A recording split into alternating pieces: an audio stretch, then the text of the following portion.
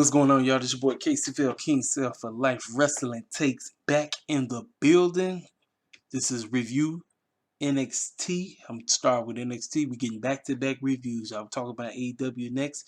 The good news about everybody who's showing up at AEW and everything. But let's talk about NXT. First and foremost, I like to say I'm very sorry for everybody who is a hardcore NXT head because NXT days are coming to an end.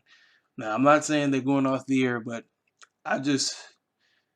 after what took place on Monday Night Raw with Karrion Kross getting buried, Keith Lee, I don't know why Keith Lee came back. I have absolutely no idea why he came back, but the man has been booked undefeated for the last 2 years. Now, personally, I'm not a Karrion Kross guy. I never was. But I started to appreciate his run as things started moving on. Like I said, I don't care for, now trust me, his wife, she and him go together. With all that goofy demonic stuff she be doing and all he does is just stand there looking like he gonna eat you up for lunch, breakfast, and dinner while she doing all her tarot card reading and all that other crazy bull crap. The two of them mashed together. Well, Vince decided to pull the two of them apart. He decided to have that fool come out on Monday Night Raw and lose to Jeff Hardy. Now, Jeff Hardy came out to his old theme song. I forgot the name of the old theme song. But anyway, Jeff Hardy has not been on main TV for over 7 months. And he's been on main events jobbing out 24/7. Vince McMahon decided to have the man who is undefeated on NXT, the NXT champion who has basically destroyed the entire main event scene in NXT, come out to Monday Night Raw on his birthday in his home state and get buried like it ain't nobody's business. That tell me that NXT is dead. That tells me it's like, man, what's the point of even watching it? It's like NXT is supposed to be the freaking future. This is what WWE is going to hold their wagons on. Everybody who's coming up from NXT. Triple H's job is to create these new cast of characters, these new wrestlers with their gimmicks, with their style, with their brands, and they're supposed to come to the main roster, and Vince is just supposed to go with the blueprint. Whatever the blueprint Triple H put forth, Vince is supposed to follow through. But for some dumb, idiotic reason, Vince McMahon is jealous of this guy. He's jealous. I don't understand. How are you jealous of your son-in-law? Why do you want your son-in-law to fail? This makes no sense. This is your son-in-law. Triple H is your freaking son-in-law. He married your daughter, Stephanie McMahon. You would think it's like the future, right? No, Vince is, like I said, Vince is a complete bozo. It ain't no ifs, ands, or buts about it. And for you WWE shields that enjoy everything Vince McMahon does, you guys are just out of your mind. It's crazy.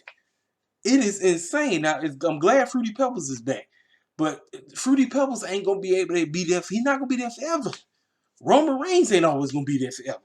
We got to build these new cats up. We just had to. It don't make no sense. So anyway, man, NXT, man, how was NXT? NXT was, for the most part, it was a decent wrestling show.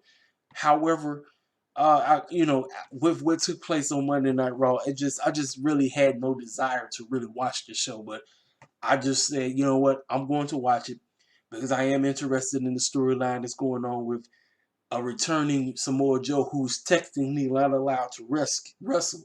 But if provoked, watch out. Samoa Joe could do what the heck he want to do. So we're going to start off with what took place. So Samoa Joe, he comes out. He calls Karrion Kross out. He said, we're going to finish what you started. Since you tried to take me out, I'm going to take you out. You better get your goofy, happy-go-lucky behind on out here.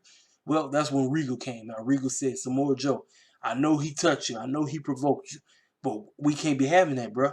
He pretty much said, look, bro, you still not clear to wrestle. I don't really want you to go crazy. And he said, with all due respect, Mr. Regal, the man provoked me, and that's what was in the clause. The clause said that if anybody provoked me, I could take their behinds out.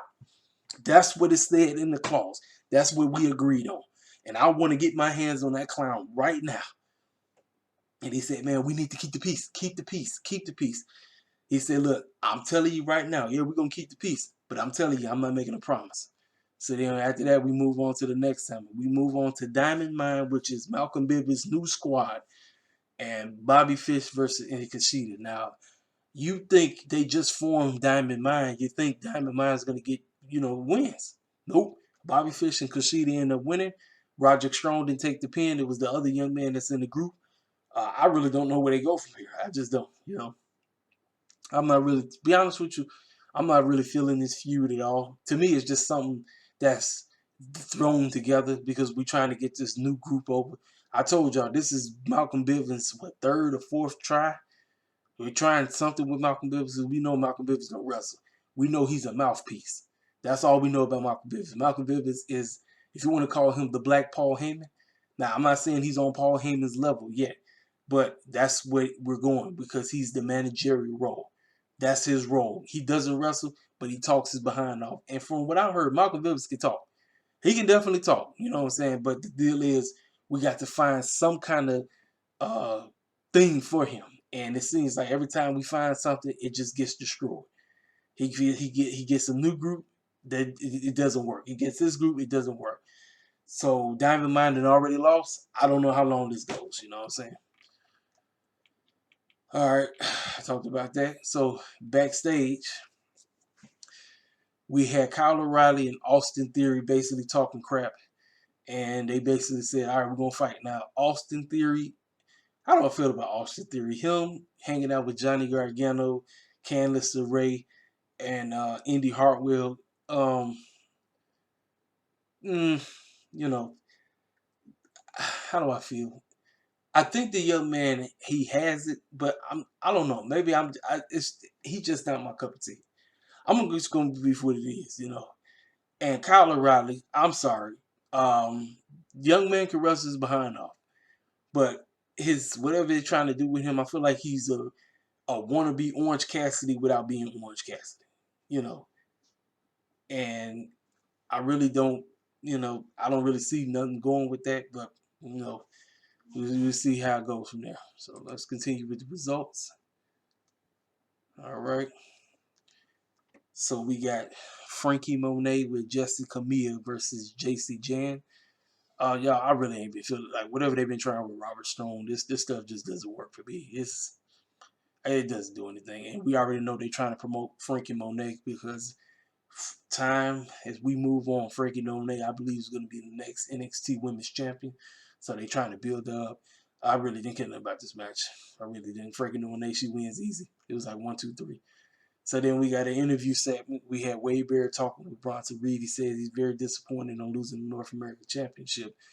Um, but he says that bumping into Adam Cole, he said he's going to make Adam Cole pay for all that foolishness, thinking that he can mess with him. Bronson Reed is done. Bronson Reed is getting ready to head to the main roster, and he's going to be fed to and become a jobber, just like everybody else who came up from NXT. I'm sorry, but that's just how it is. Kyle O'Reilly versus Austin Theory. This match was decent. It was a very good match. Um, this right here is basically the potential breakup of the way. The way it looks like it's getting ready to split. And I'll talk about that later. Kyle O'Reilly gets the victory. He makes them. I think he made him tap out. I think. Did he pin him? Let me see. Let me read the notes. I don't know if he pinned him or he made him tap out. I'm trying to see. Hold on. Give me 1 second.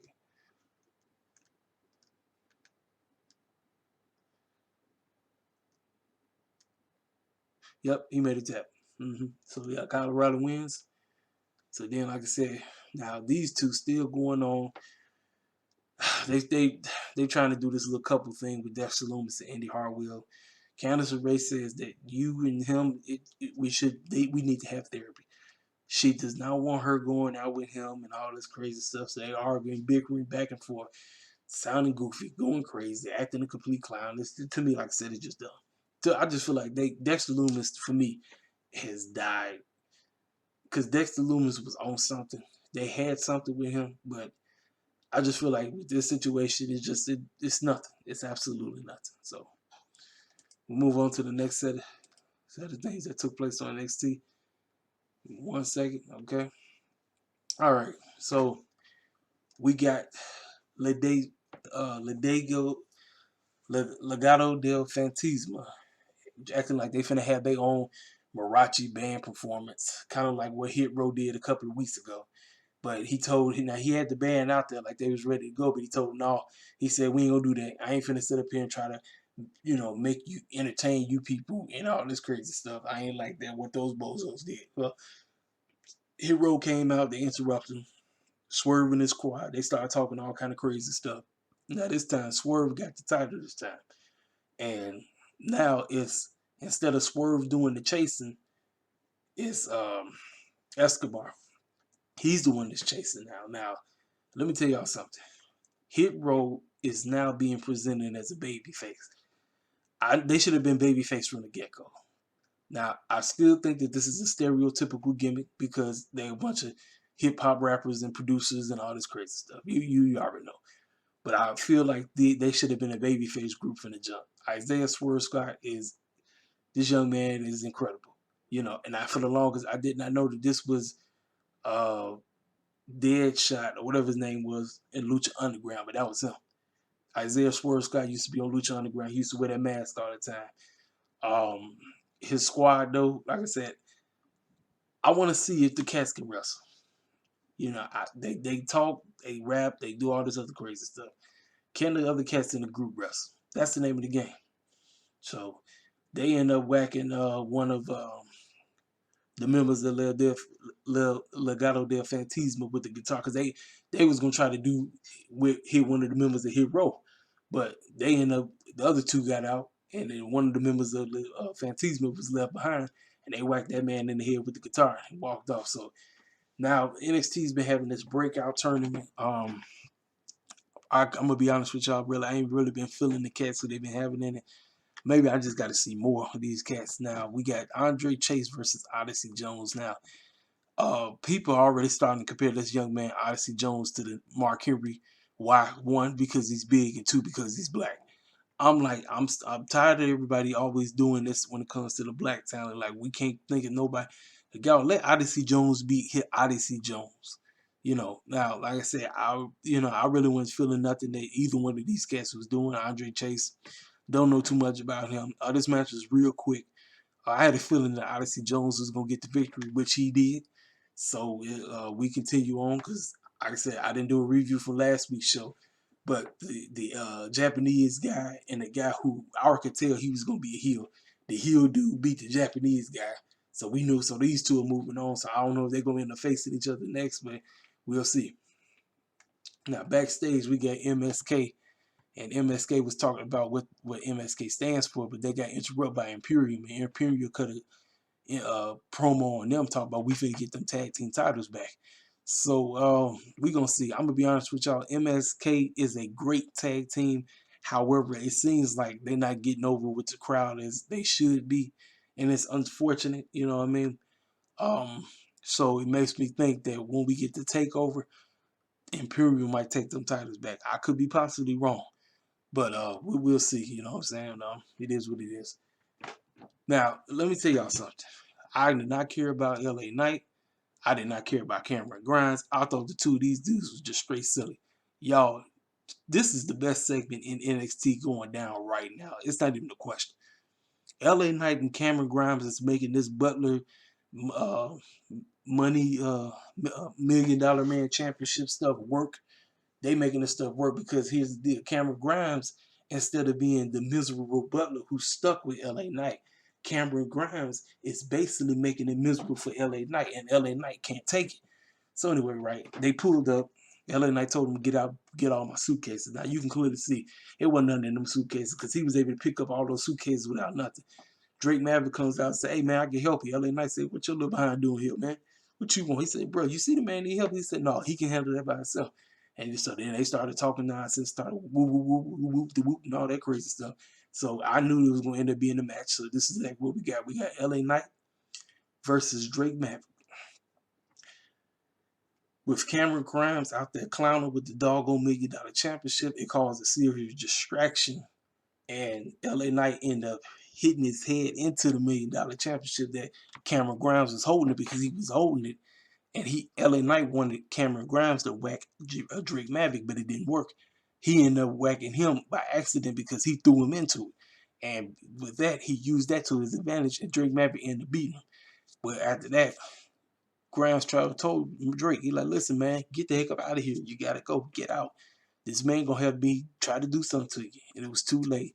He told him, he beat him down. He held him up. He said, you whack him in the head with the championship. You do it now. And just like a good slave, Cameron Grimes did exactly what he did. But then after that, he walked up to him and told him, "You know I didn't mean that, man." You know. So anyway, backstage, Joe pulls a bald guy out of a car because he thinks it's Kross. The guy driving tells Kross is in the building. So I told you, Samoa Joe really wants to get his hands on Karrion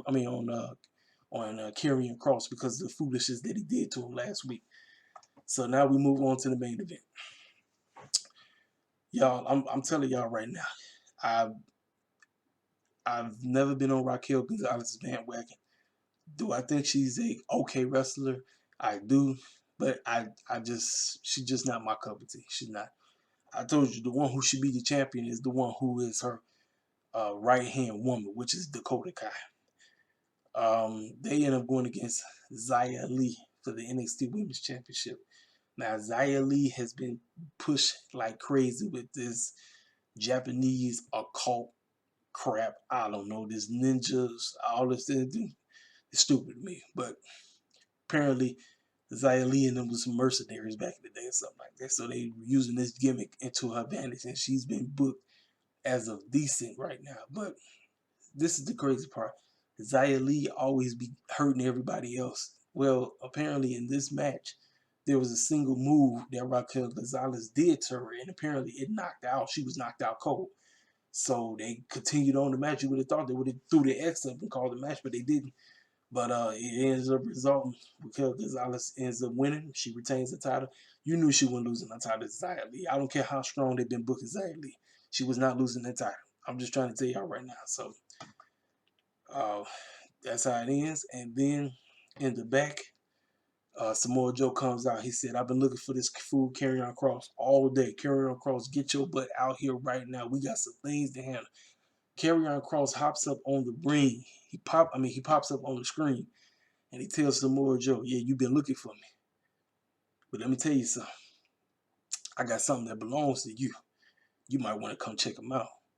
This fool then laid out William Regal, and he drove off. William Regal was laying there unconscious, laid out. I said, "Oh, snap." So Samoa Joe ran out there. That boy drove off, and that's how the show went off. It went off with him standing there looking at William Regal, and he looked like he was ticked off, which he was, because he can't wait to get his hands on him. So we'll see how things work come next week. Now, apparently, NXT has been taped, and it's been taped for I think they did take the last 3 or 4 episodes because the Olympics is going to be on USA during 7 o'clock. So I think NXT is going to be on Sci-Fi. So if anybody want to watch it, it's going to be on the Sci-Fi channel. So that's my review, honest review for NXT. Like I said, keeping up with it. It's good to see the fans back. But man, I think they need to get another building where they can get some more people in there. You know what I'm saying? You know. But like I said, at the end of the day, I feel real bad for Triple H because it's like I'm trying to give I'm trying to give Vince the future. I want him to take what I've done and use this and then just take my blueprint and run with it. Vince says nope. He takes what Triple H does and he obliterates it and does what he wants to do. Then he wonders why nobody's watching Raw and nobody's watching SmackDown. It's just sad, man. It really is, man. So anyway, this is my honest review for NXT. I'm coming right back doing the AEW Dynamite review. You're going to get all my takes on everything I've been feeling about AEW. And I'm going to go in because AEW is doing great. And I just seen the ratings. The ratings for NXT was 709, if I'm not mistaken. AEW, they are 1.115, if I'm not mistaken. Yeah, 1.15 million. That's pretty good. They up and up. They moving up. They moving up. But I still think it's some things that they can improve if they want to reach that 2 million, possibly 3 million, and be consistent with it. Because you don't want to hit the million and then go back down to 800,000. You see what I'm saying? But anyway, man, this your boy KCVL King Stuff Like Wrestling That Takes. I'll be back. I'll let you boy.